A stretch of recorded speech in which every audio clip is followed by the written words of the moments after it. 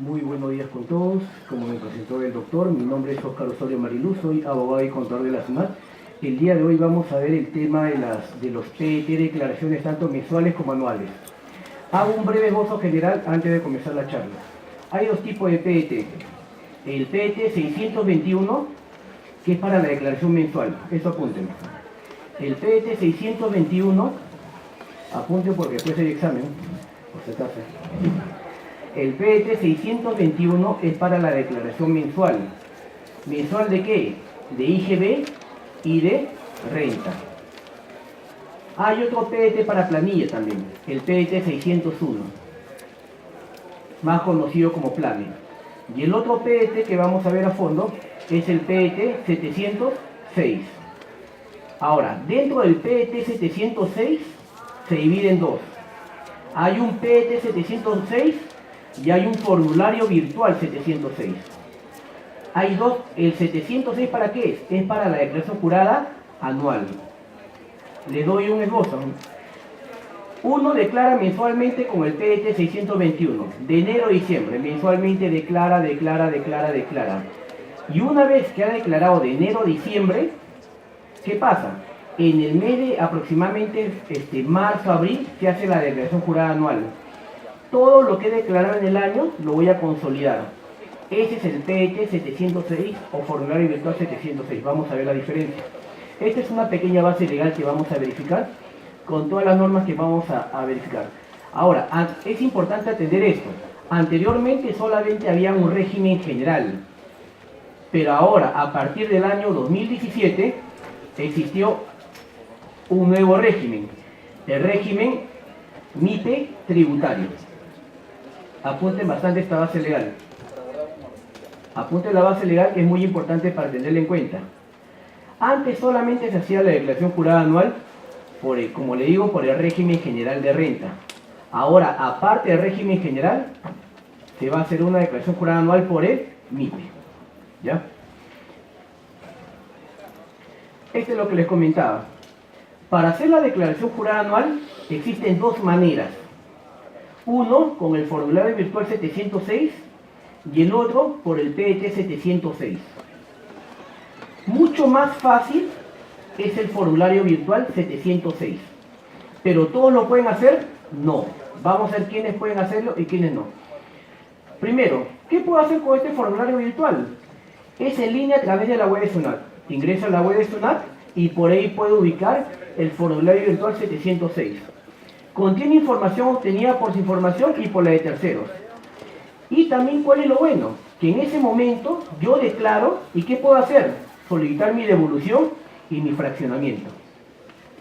O sea, yo declaro y, por ejemplo, tengo un importe a pagar, ahí mismo puedo solicitar el fraccionamiento de la deuda. Recuerde que para el fraccionamiento, máximo, ¿cuántas cuotas pueden ser? 72. ¿Ya? Y mínimo, ¿cuánto monto puedo fraccionar? El 5% de la UIT. O sea, mi fraccionamiento no puede ser menor a los 208 soles, ni mayor a las 72 cuotas. Ese es en primer lugar. Y luego también el tema de la devolución. Una vez que hago mi declaración jurada anual y me sale un saldo a favor, puedo pedir también la devolución. Y luego es simple y tiene menos casillas. A comparación del PET 706, este PET tiene una infinidad de casillas, para las cuales son empresas que tienen más ingresos, que ahorita vamos a determinar. Es mayor información, detalles, se completa una pieza del contribuyente a través de la web de SUNAT. Ahora, verificamos. ¿Quiénes obligatoriamente tienen que declarar en el PDT? 706. Aquellas empresas mineras, hidrocarburos y financieras. Aparte, aquellas empresas que realizan precios de transferencia. ¿Qué son precios de transferencia? Les doy dos supuestos. Los precios de transferencia son aquellas empresas que son empresas vinculadas. Ejemplo, yo Óscar Osorio, tengo dos empresas, la empresa A y la empresa B. Yo necesariamente tengo que determinar precio de transferencia. O en un segundo supuesto, cuando hago transacciones en paraísos fiscales. ¿Qué son los paraísos fiscales? son países que tienen baja o nula imposición. Ejemplo, acá yo por ejemplo en Perú tributo 1.5% o digamos, tributo mi renta anual de régimen general por el 29.5%. Pero ¿qué pasa? Por ejemplo, si yo mi inversión, mi empresa la llevo, no sé, pues a las Islas Fiji. En las Islas Fiji, ¿qué pasa? Me cobran un bajísimo impuesto, casi nulo. Por ejemplo, me cobran de renta, digamos, acá te cobramos el 1.5%, ya me cobran el 0.001% y de IGB 1%, más o menos. Como ejemplo, o sea, no me cobran nada de impuesto. Entonces, ¿qué haría el empresario? Ah, genial, como acá me cobran más impuestos, me voy a las Bahamas, pues. Y la Fiji, a Gran Caimán, ya hago mis negocios y vivo bien. No es así. Para eso existe el precio de transferencia. Tiene que hacer una declaración acá. ¿Ya? Todas las empresas que tengan precio de transferencia no pueden utilizar el formulario virtual. Segundo, convenios. Aquellas empresas que tienen convenios. Y, por último, perciban ingresos superiores a 1.700 UIT. Si mi empresa ha tenido ingresos en el año superiores a 1.700 UIT, no puede hacer su declaración anual con el formulario virtual. Doctor, pero yo lo hice y me jaló el sistema. El sistema le puede jalar muchas cosas. Ustedes pueden poner 50.000 millones de soles y le va a jalar el sistema. Pero no quiere decir que es lo correcto. Lo correcto es que tengan que declarar acá. ¿Por qué? Porque luego viene la fiscalización y puede haber sanciones e infracciones. Luego, el formulario virtual, como les indicaba, es bien sencillo. Para aquellos que tienen empresas y quieren hacer declaraciones juradas anuales, utilicen el formulario virtual. ¿Pero qué? Tienen que ser empresas que perciban ingresos hasta 1.700 UIT y empresas exoneradas. Este es el panorama de la declaración jurada anual. Estos son todos los días de vencimiento. ¿Qué pasa si una empresa declara fuera de fecha? Hay una multa. ¿Ya? En este caso, verifiquen bien la parte de acá. Este es un panorama para buenos contribuyentes. Es muy sabido que hay muchas empresas que no conocen muy bien el tema tributario, vienen y declaran el 9 de abril.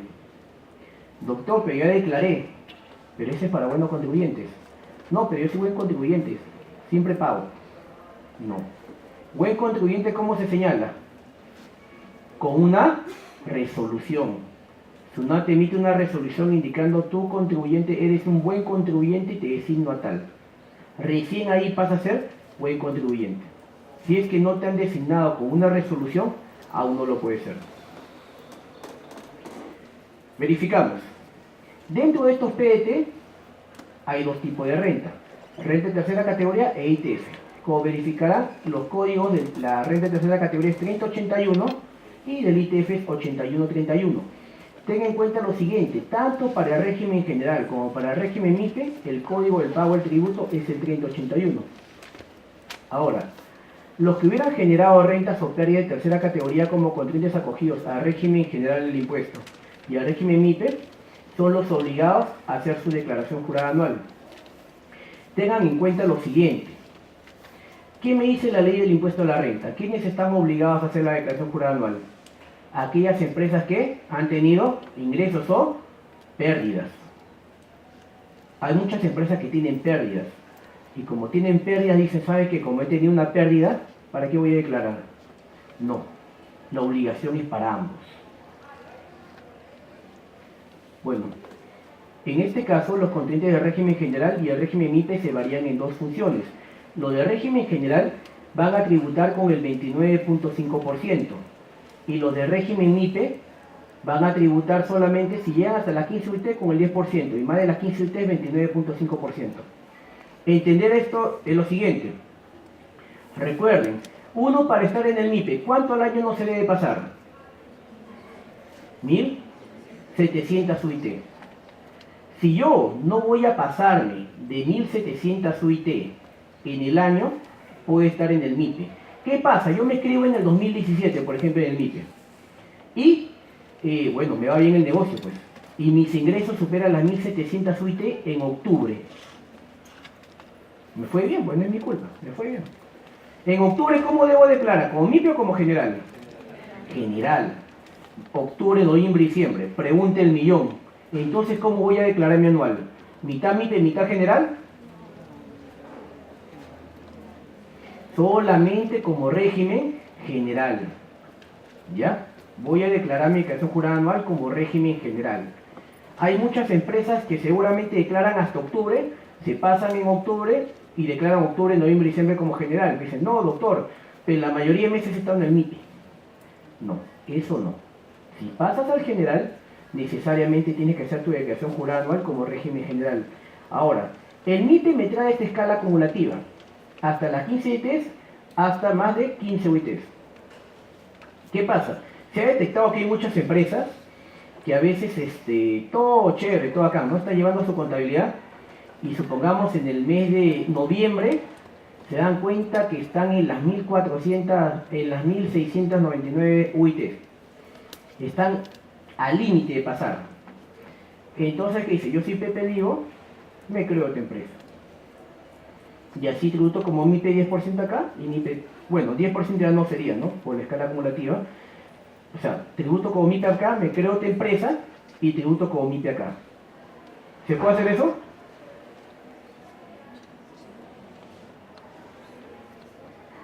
Y bueno, en la otra también me voy a pasar, me creo otra tercera empresa, pues. Todo MIPE. ¿Se puede hacer eso? ¿Por qué no? Porque no es correcto. ¿Qué habíamos indicado acá?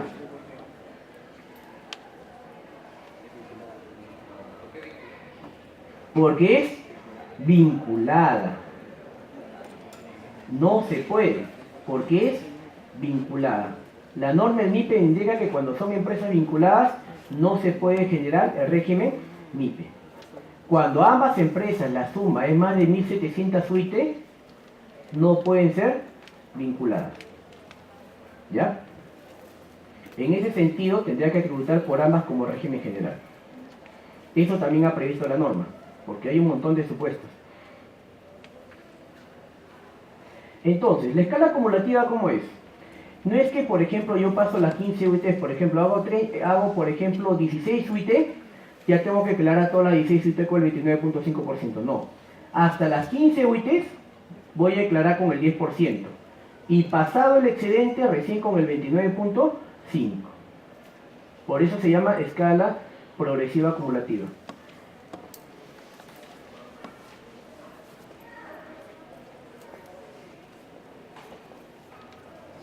Los contribuyentes que al 31 de diciembre de 2017 hubieran obtenido en dicho ejercicio ingresos iguales o mayores a 300 UIT deberán presentar como información adicional a esta información el formulario virtual 706 o en el PET 706.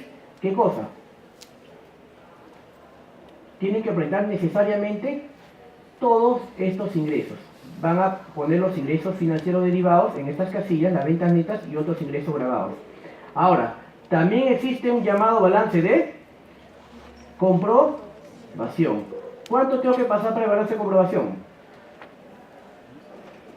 Eso también me señala el balance de comprobación que pueda tener ingresos mayores a 300 UIT. ¿Ya? Eso también lo vamos a ver ahorita. Determinación anual del impuesto a la renta. Esto en sí es toda la charla. Si gusta, tómenle fotos, está bien ordenadita. Este es en sí el esquema de cómo hacer mi balance general del impuesto a la renta. ¿Correcto? Primero comenzamos con los ingresos brutos. Los ingresos brutos es el ingreso total. Luego le quitamos el costo computable. ¿Diferenciamos cuál es la diferencia entre costo computable y gasto? ¿Cuál es la diferencia? ¿Cuál es la diferencia entre costo y gasto? Que el gasto se extingue al instante, ¿no es cierto? Mientras que el costo, ¿qué me sirve? Se deprecia y me sirve para futuras producciones. Ejemplo, yo tengo una fábrica de helados y me compro un frigider para poner mis helados. La compra de frigider, ¿qué cosa será? ¿Gasto o costo? Costo. ¿Y el combustible que utilice para el frigider, qué cosa es? Gasto. Ya, genial. Entonces, restando el costo computable, me queda la renta bruta. Luego le resto los gastos, le pongo otros ingresos y me queda la renta neta. A esto le pongo las adiciones y deducciones por ley y las pérdidas tributarias si es que las tuviese. Me queda la renta neta imponible, el impuesto resultante menos los créditos y me sale el impuesto a la renta por regularizar de saldo a favor del contribuyente. En este caso me puede salir impuesto a la renta por pagar o una devolución.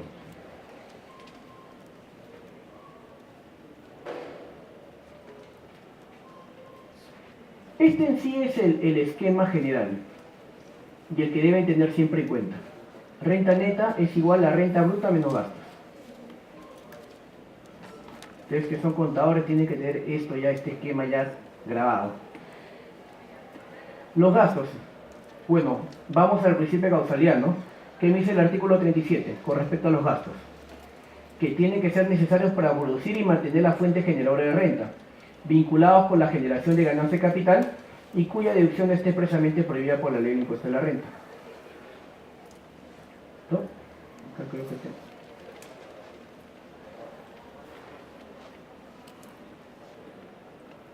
Ya. ¿Qué me dice?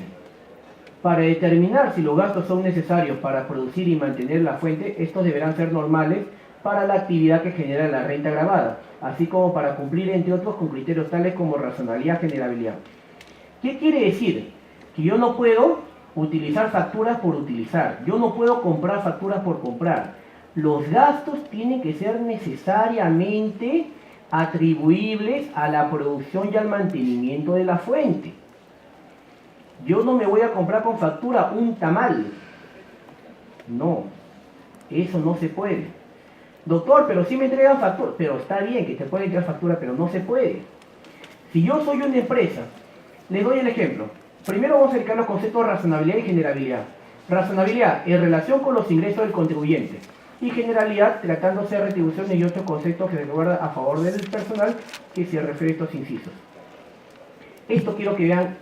Este RTF quiero que apunten. La 710-2-99. Créanme, les puede salvar de una auditoría. ¿Por qué? ¿Qué me dice? Es la relación de necesidad que debe establecerse entre los gastos y la generación de renta o el mantenimiento de la fuente. Noción que muestra la legislación es de carácter amplio, pues permite que las sustracciones y erogaciones que no guarden dicha relación de manera directa. En cristiano. Este RTF, ¿qué me dice? Todos los gastos no van a ser directamente proporcional a tu actividad de negocio. Ejemplo, yo soy una constructora. ¿Qué gasto sería bueno para la constructora? Cemento, tierra, arena, puertas, etc. Fierro, qué sé yo. Un televisor, ¿sería un gasto directo para la empresa? ¿Se puede considerar gasto para la empresa? 50 pulgadas HD. No digo la marca porque no puedo hacer cherry, están grabando. ¿Qué sería? Depende. ¿Por qué? Porque si yo tengo acá mi constructora, debo entender que hay una oficina de recepción, ¿no es cierto? Y en esa oficina de recepción, ¿qué tengo que hacer con los clientes? Distraerlos, pues, para que no se vayan, si no se aburren y se van. Entonces, ¿qué hago? Le compro su televisor y le pongo chistes. O si no, le pongo el modelo de los cuartos, para que no yo me esté paseando por todo, le pongo ahí, mira, no vas por ahí, pues, por el video cómo son los cuartos. Los espacios, todo. En ese caso, el televisor, ¿sería un gasto deducible o no? Claro. No tiene nada que ver con la actividad de la construcción. Pero es un gasto indirecto. ¿Por qué? Porque ayuda a mantener la fuente, pues, porque si no hay televisor se van mis clientes. Tengo que atraerlos. En ese caso sí se considera como gasto. Luego, el principio del devengado. Los ingresos y los gastos deben reconocerse conforme al principio del devengado. Ingresos, gastos, principio del devengado. ¿Qué es el devengado? ¿Qué es el percibido? ¿Qué reconoce las 5 categorías, no? Primera, segunda, tercera, cuarta y quinta. Pregunta. ¿Quiénes utilizan en este caso el criterio de lo devengado? La tercera categoría y la primera. Nombramos uno a uno. Primera categoría, ¿qué cosa es? Renta de alquiler. Segunda categoría, de capital. Tercera categoría, empresarial. Cuarta categoría, trabajadores independientes. Y quinta categoría, trabajadores dependientes. El criterio de vengado se da para la primera y la tercera categoría. Mientras que el criterio de lo percibido se da para la segunda, cuarta y quinta. ¿Qué es devengado y qué es percibido? Devengado es que la obligación nace al momento de la emisión del comprobante de pago. Ejemplo, yo le hago una transacción, no sé, a la doctora. Le hago la transacción ahora en abril y la doctora no me paga abril, mayo, junio, julio, agosto y recién se le ocurre pagarme en noviembre. ¿Qué hago? ¿Lo declaro en noviembre? No, la obligación nació en abril. Como nació en abril, criterio de devengado. Esa factura tengo que declararla de abril. Ese es lo devengado. Doctor, ¿y qué tiene que ver eso con el alquiler? Igualito. La doctora nuevamente. Ejemplo, yo le alquilo mi casa desde enero. La doctora no me paga enero, febrero, marzo, abril. Ya va casi como 14 meses como don Ramón señor Barriga. Me debe la renta. ¿Qué voy a hacer? ¿Voy a pagar mi impuesto? Sí. El criterio de vengado me dice, me hayas pagado o no, tiene que tributar. A menos que, bueno, no me he pagado mi cláusula de rescisión de contrato, y ahí es otra cosa. ¿Correcto? Ese es lo de vengado. ¿Qué es lo percibido? La obligación nace cuando, la emisión del comprobante o cuando me pagan. Cuando me pagan. Ahí es la diferencia. Por ejemplo, yo trabajo, no sé, pues, no sé, en una constructora, brindando servicios jurídicos, y le emito mis recibos por horarios, y no me paga. Recién me paga en diciembre. ¿Cuándo nace la obligación? En diciembre. Por el criterio de lo percibido. La obligación nace cuando me cancela. La obligación tributaria. ¿Correcto? Entonces en diciembre le presto el servicio recién. Así es simple. Esa es la diferencia entre percibido y devengado. Vemos un poquito más de del principio de causalidad.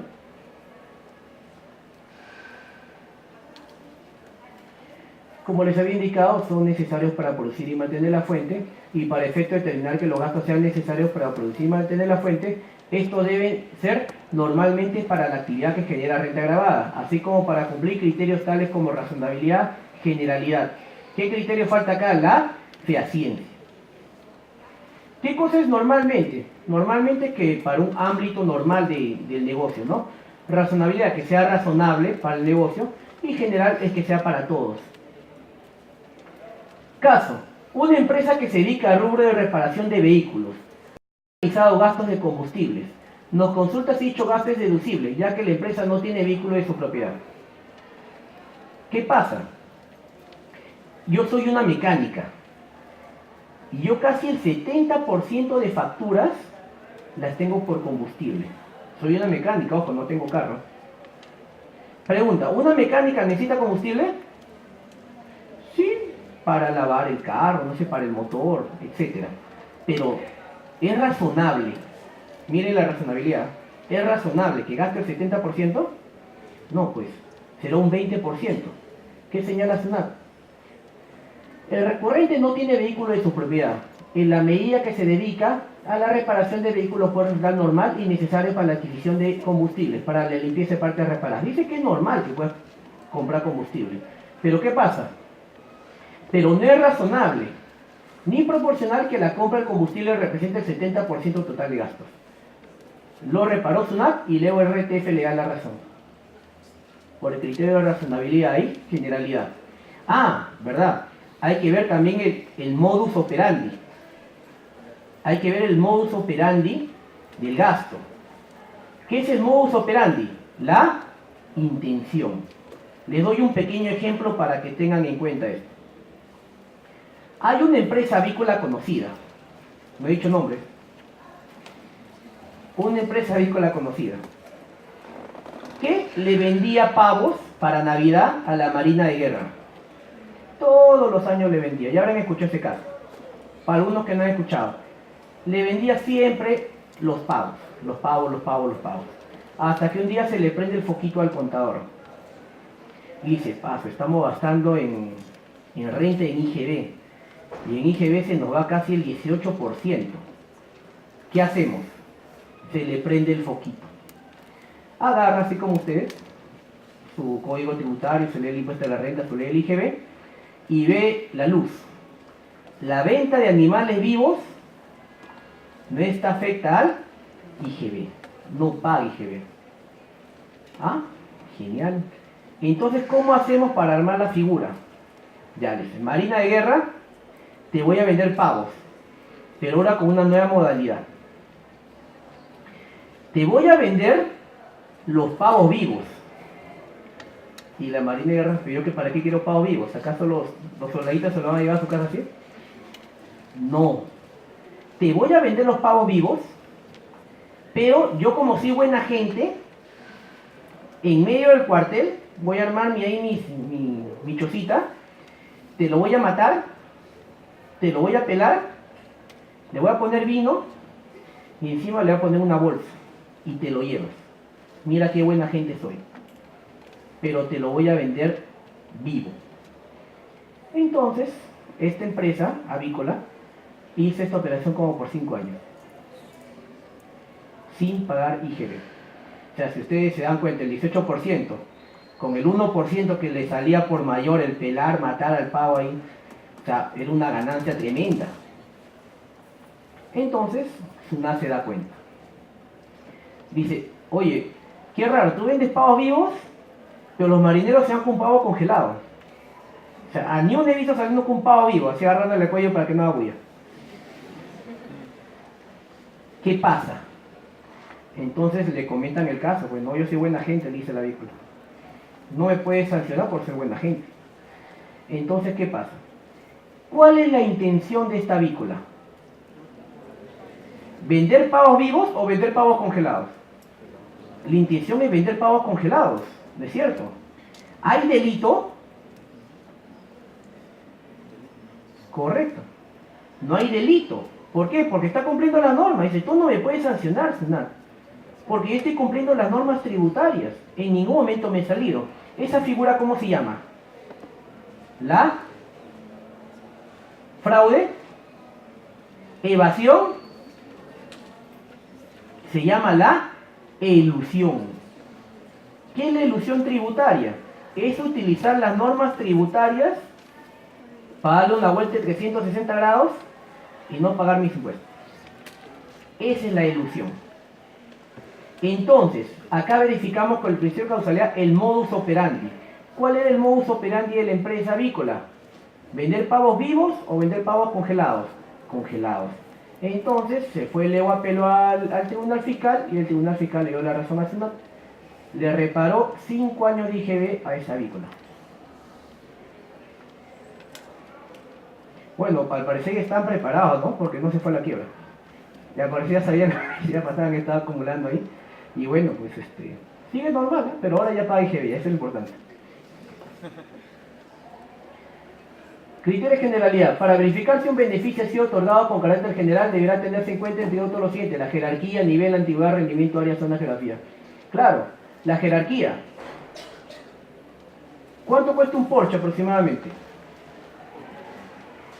Ya, pongámosle, $100.000. ¿Y cuánto cuesta un Tico? Ya, $5.000. Pongámosle. Entonces, yo no voy a poner un Porsche y le voy a poner $5.000. Le voy a poner un Tico y le voy a poner 100.000. ¿Por qué? Por la jerarquía, el nivel. Luego también la antigüedad tiene que ver. No es lo mismo que me compre un vehículo, la empresa se compre un vehículo del año, que un vehículo ya con depreciación de 3 años. El rendimiento, el área y la zona geográfica.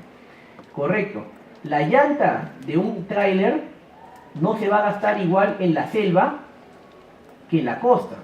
En la costa y carreteras. En la selva tiene que truncar árboles para pasar. Se deprecia de manera distinta. Todo eso ve el gasto. Bueno, acá vemos el informe 53-2012. Como regla general, para la determinación de la renta de tercera categoría, los gastos se rigen por el principio de lo devengado. Esto es lo que yo he verificado ya. La causalidad puede ser directa o indirecta, como habéis verificado el caso del televisor. Lo que es causal para un contribuyente puede ser no causal para el otro, claro. Por ejemplo, yo soy una mecánica. No sé, pues, la empresa constructora que compra, qué sé yo, pues, fierros de construcción. Y la mecánica para acá compra fierros de construcción. No es, es deducible para la constructora, pero no es deducible para la mecánica. Para que el gasto sea deducible también debe pasar los test de razonabilidad, proporcionalidad y generalidad. Y es importante analizar el modus operandi del contribuyente, como habíamos indicado. Bueno, para ver un detallado de los gastos, vamos a ver los gastos sujetos a límites y los gastos no sujetos a límites. Los gastos sujetos al límite, ¿qué son? Que SUNAT me pone un límite, me dice, de acá no te puedes pasar, te pasas de acá, ya lo tomo como adición, ya no puedes deducir el gasto. Primero vamos a ver los gastos no sujetos al límite. Las primas de seguro. ¿Qué son las primas de seguro? Son los que cubren riesgos sobre operaciones de servicios y bienes productores de rentas grabadas, así como de accidentes de trabajo de su personal y lucro cesante. En resumen, yo tengo mi empresa, un laboratorio, y no sé, pues el empleado está ahí trabajando y se le cae todo el ácido.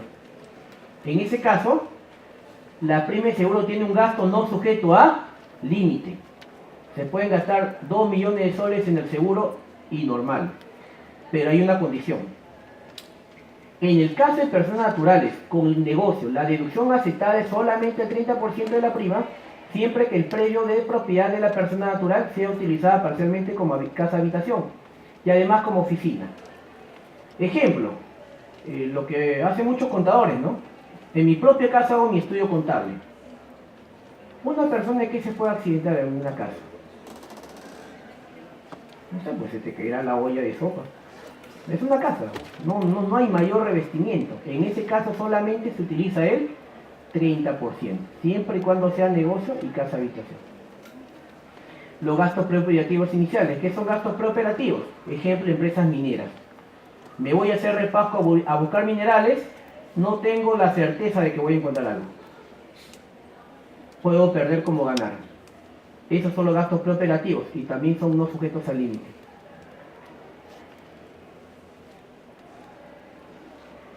Pérdidas extraordinarias, sufridas por caso fortuito o fuerza mayor en bienes productores de renta agravado o por delitos cometidos en perjuicio del contribuyente por terceros, en la parte que dichas pérdidas no resulten cubiertas con indemnizaciones o seguros, siempre que se pruebe judicialmente el delito o se acredite que es inútil la acción judicial.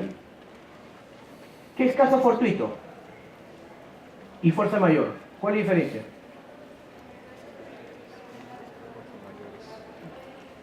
Ya, ¿cuál es por el hombre? Correcto. Caso fortuito es hecho por el hombre, fuerza mayor es fuerza de la naturaleza. Ahora, verificamos esto. Siempre cuando hay un robo, necesariamente tiene que ser probado judicialmente. No basta con la denuncia policial, ¿ya? Para poder utilizarlo como gasto.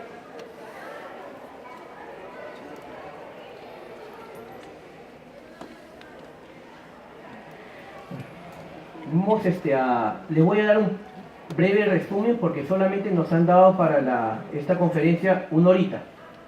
Así que voy a tratar de toda la ley del impuesto a la renta consumirla en una hora. Por eso les estoy dando solamente el resumen, ¿ya? Para que quede más explícito. Mermas y desmedros. La merma, ¿qué cosa es la merma? Es la pérdida física. Es pérdida cuantitativa y el desmedro es pérdida cualitativa. Ejemplo, que con ejemplos se entienden mejor estos temas. Yo tengo mi caja, por ejemplo, tengo mi camión de, no sé, pues, de naranjas y me vengo de Huaral. Me vengo de Huaral con mi camión de naranjas y llego a Lima. Pero, oh, sorpresa, de las 20 cajas que traía, se me perdió una. ¿Qué sería? ¿Merma o desmedro? Merma, porque es una pérdida cuantitativa, ¿ya? Se perdió en volumen, peso y cantidad. 2. A ver, bueno, el mismo camión. El mismo camión está viniendo de Huaral a Lima y no sé, pues se desbarranca. Se desbarranca. Y en las 20 cajas, no sé, pues solamente hay 19 a salvo. No, 19 que se han chancado y solamente una queda bien. ¿Qué sería? Sería merma o desmedro. desmedro, porque no es que se ha perdido, sino es que se ha perdido cualitativamente, se ha perdido el valor, porque se ha deteriorado. ¿Qué pasa? Cuando hay una merma de pérdida física, se hace un informe técnico, con metodología y pruebas. Ejemplo, vuelvo a repetir algo, otro ejemplo. En este caso, ahí está, tomo de nuevo el camión. El mismo camión otra vez, no aprende la lección, se viene de Guaral a Lima y se vuelve a caer.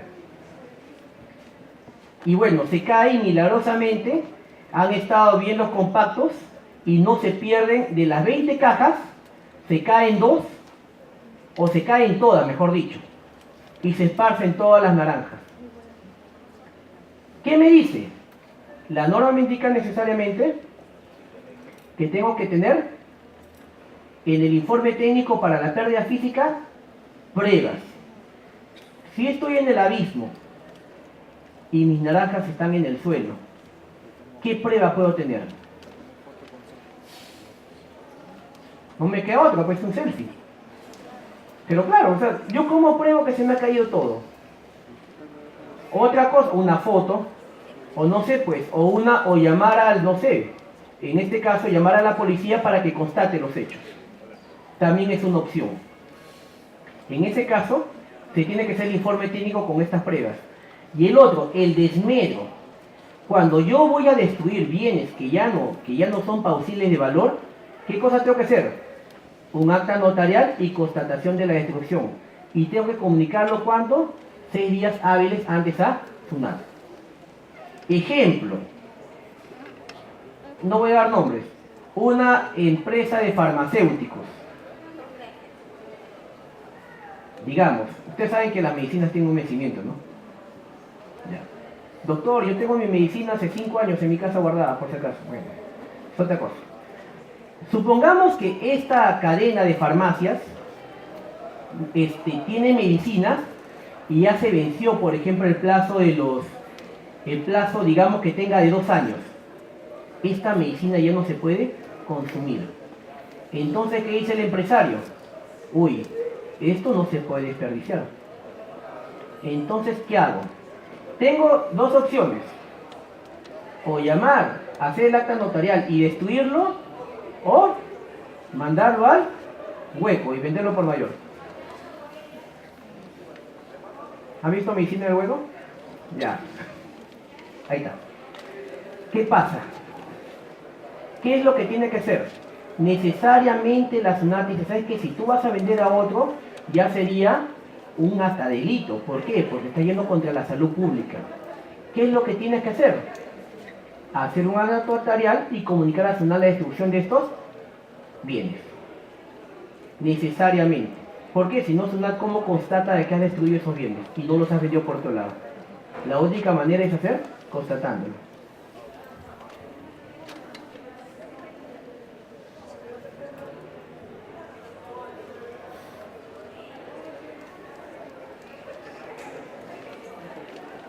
Ya.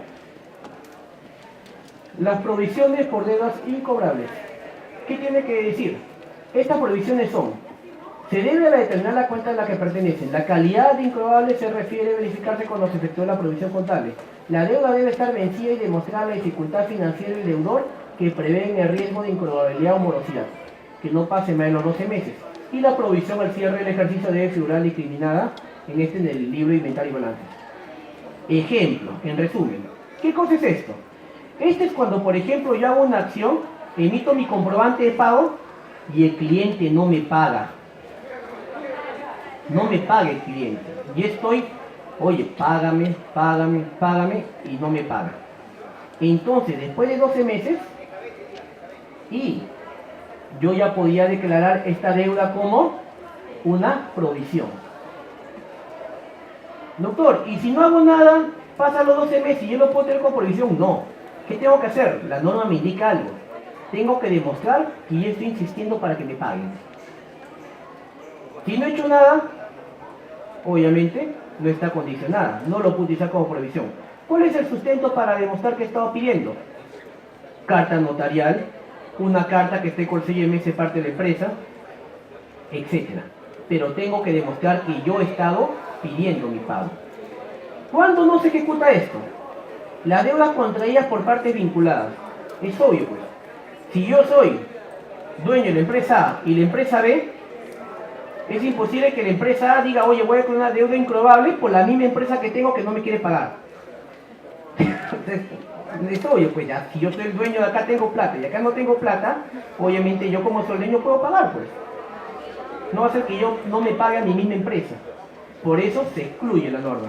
Luego, deudas afianzadas en entidades del sistema financiero, garantizadas que en derechos reales, depósito, tal. Ejemplo. Por ejemplo, no sé, pues, yo te voy a vender 50 sacos de arroz, pero sabes que yo desconfío de ti, no creo que me pagues. Entonces, mis 50 sacos de arroz vale, por ejemplo, 500.000 soles. Emiten una carta fianza por los 500.000 soles. En caso no me pagues, voy al banco. En ese caso, no me paga, voy al banco y cobro esa carta fianza. Si ya cobré la carta fianza, ¿para qué voy a solicitar la provisión? No voy a cobrar por las dos partes. Ya no, ya se efectúa. Y el otro es deuda con renovación o prórroga expresa. En este caso, por ejemplo, la empresa no me ha podido pagar, me dice, ¿sabes qué? Ahora sí te voy a pagar. Pero vamos a hacer un contrato indicando de que te voy a pagar los 12 meses posteriores. Firmé ese contrato, ya fui. No puedo hacer esto. ¿Correcto? Esas son las excepciones.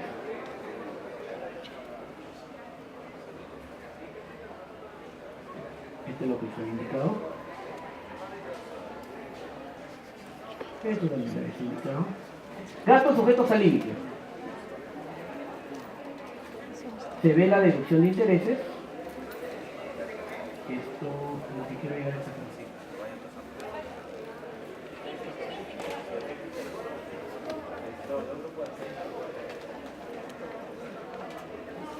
Por ejemplo, gasto de movilidad de los trabajadores.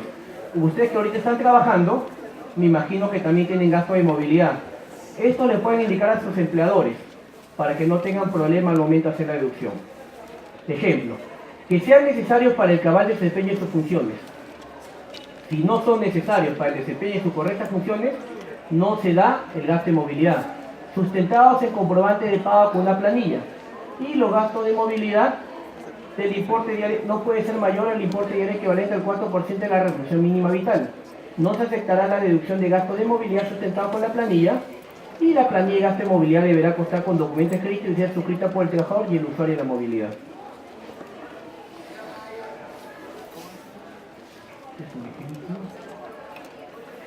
Gastos de viaje. Los gastos de viaje son aquellos que la empresa utiliza para poder viajar de acuerdo a las funciones de la empresa. Son indispensables de acuerdo con la actividad de renta grabada. La necesidad del viaje se acredita con la correspondencia y cualquier otra documentación pertinente. Los gastos de transporte se acreditan con los pasajes. Ahora, pregunta, yo soy gerente de la empresa y voy a tener un gasto de viaje. Si yo voy con mi personal, el personal, en ese caso, ¿tendría que pagar? ¿Se podría deducir ese gasto? Claro, porque es parte del personal. Ahora, otro ejemplo. Yo soy el gerente general y tengo una cita de negocios en París. ¿Puedo ir con mi esposa? De que puedo ir, ¿no? Ahora la otra pregunta es, ¿va a ser deducible como gasto que vaya con mi esposa? Correcto. En este caso, la esposa necesariamente va a pagar su propio dinero, su propio pasaje, y la empresa no puede utilizar esa factura. Tercera pregunta. Yo, gerente general, voy con mi asistente. ¿Ese gasto es deducible? Claro, es deducible. ¿Por qué?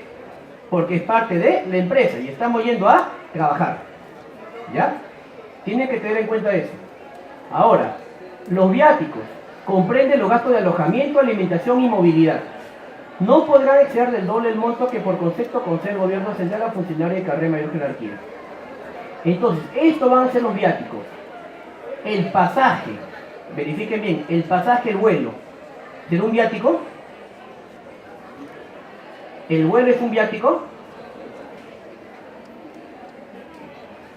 No. El vuelo no es considerado como un viático. Cuando hagan su declaración jurada anual, verifiquen eso. El vuelo se va a considerar como un gasto, pero no como un viático. ¿Viático qué cosa es? Alojamiento, alimentación y movilidad. ¿A qué se refiere con movilidad? Dentro del interior, correcto. Si yo me voy a hacer una transacción en Arequipa, la movilidad es dentro de Arequipa. Dentro de Arequipa. Ahí sí puedo utilizar mis gastos deducibles. Los gastos de viaje al interior del país se sustentan con comprobante de pago. Los gastos de viaje al exterior se sustentan en caso de alojamiento con documentos previstos en el artículo 51-A de la ley de alimentación y movilidad con los documentos del 51A de la ley que no puede exceder el 30% del doble del monte de los viáticos. ¿Qué concede el gobierno central? Ahorita vamos a ver un ejemplo.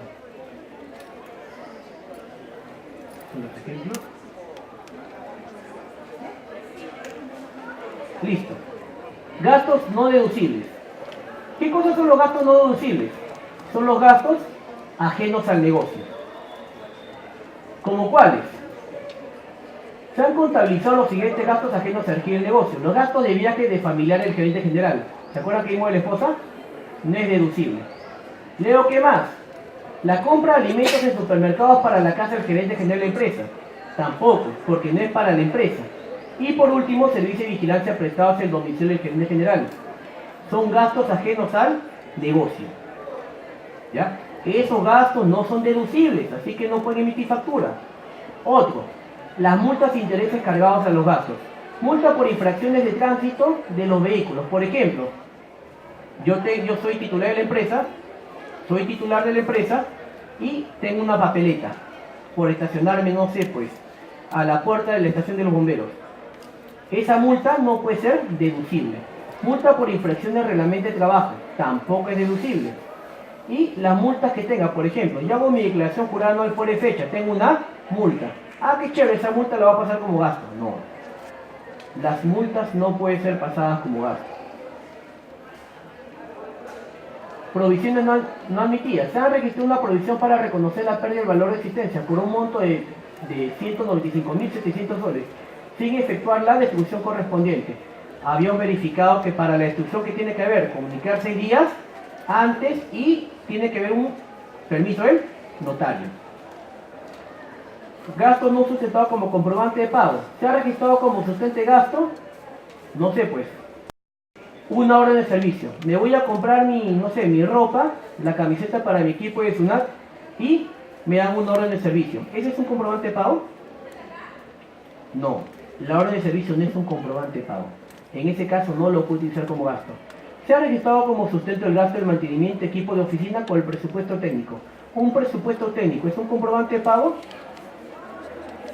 No. Y se ha registrado gastos diversos sustentados con notas de venta. La clásica, una cevichería que tenga una nota de venta. No, eso no es comprobante de pago.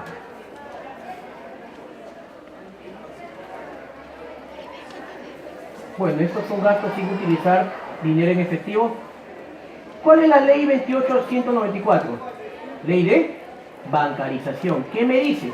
Que si yo voy a tener ingresos mayores a 3.500 soles o más de $1.000, tiene que estar bancarizados. Si a mí me pagan $2.000 a la mano, ¿se considera como gasto? No, va a tener que ser bancarizado necesariamente. Y impuestos de terceros asumidos por la empresa. Si yo tengo que pagar mi impuesto de renta anual, yo no le puedo decir, SUNAT, mi hermano me debe plata, cóbrale él.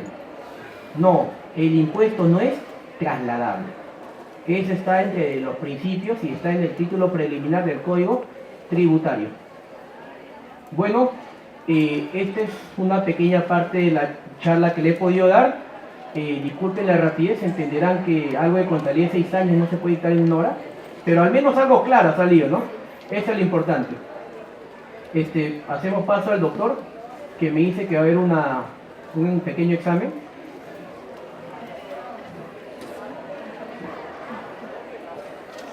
Pasamos a la ronda de preguntas. ¿Alguna pregunta respecto de la charla? Sobre los gastos deducibles. ¿Algún caso que le haya pasado a su empresa? Dígame, doctora.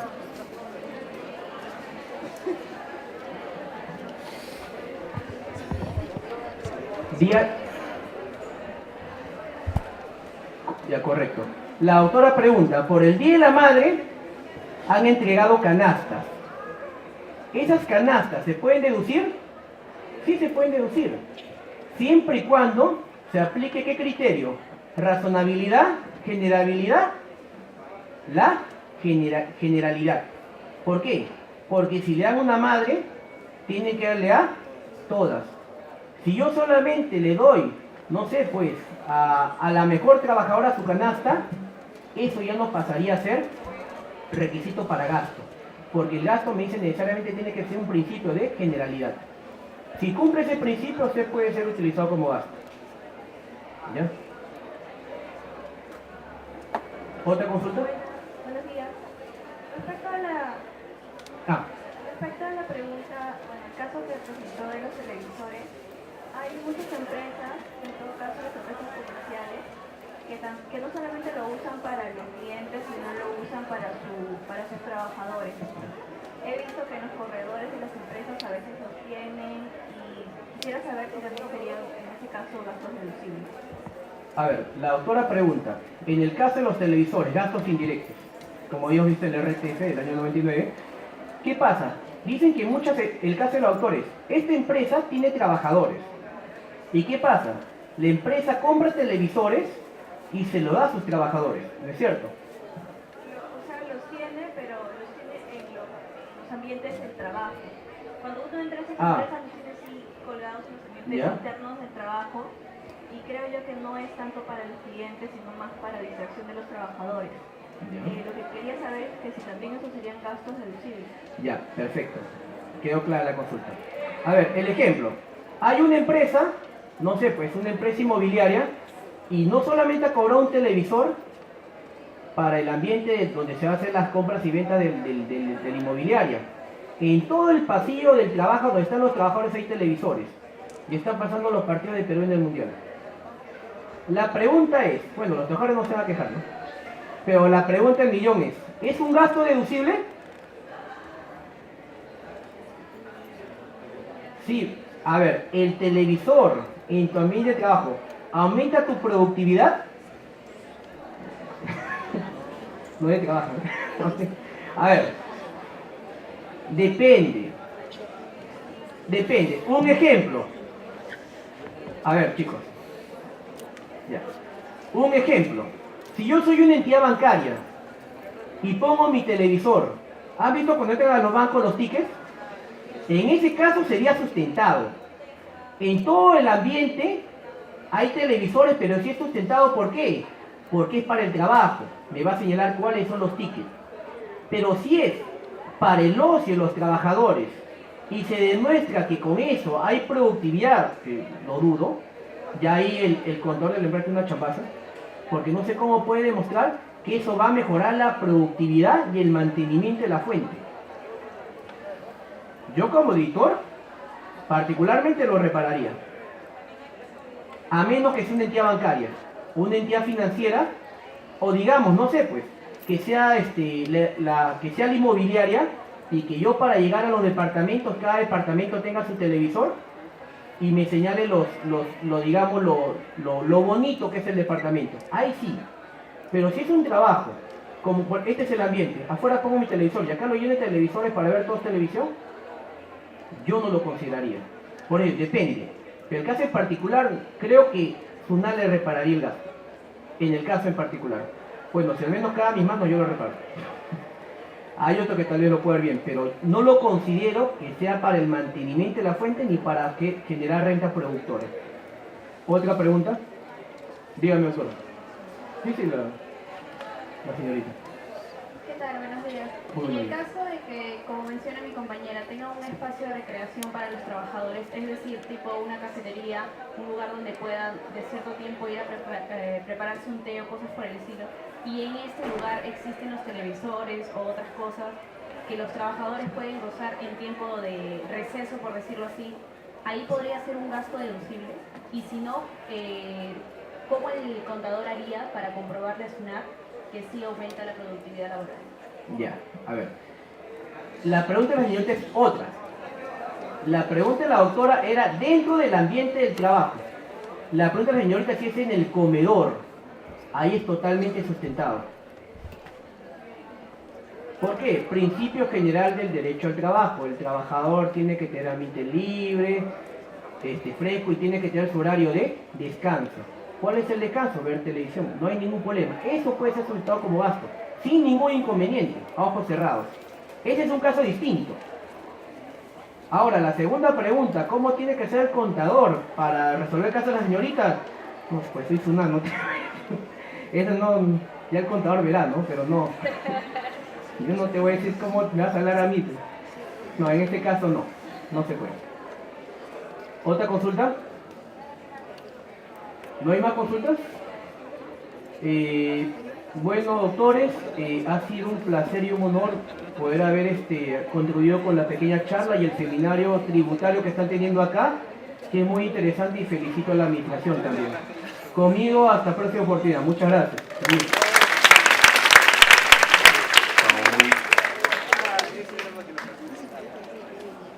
Estamos muy contentos por la conferencia, la importancia de la recaudación tributaria, principalmente de los impuestos directos, en este caso como el impuesto a la renta, ¿no? Y su incidencia, sus efectos en la recaudación y también en el crecimiento económico. Saludamos la presencia del funcionario de SUNAT, Óscar Osorio, y a nombre de la Universidad Privada del Norte queremos hacerle un reconocimiento, unos presentes para entregarle en este momento. Gracias, muy amable. Gracias, muy amable.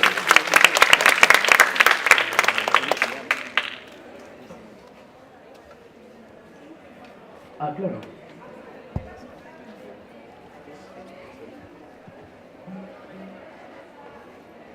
Perfecto.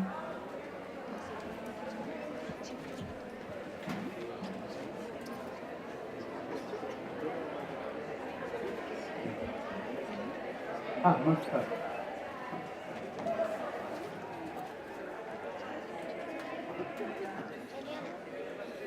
Gracias, muy amable. Gracias, muy amable. Gracias a todos. Permiso. Hasta luego.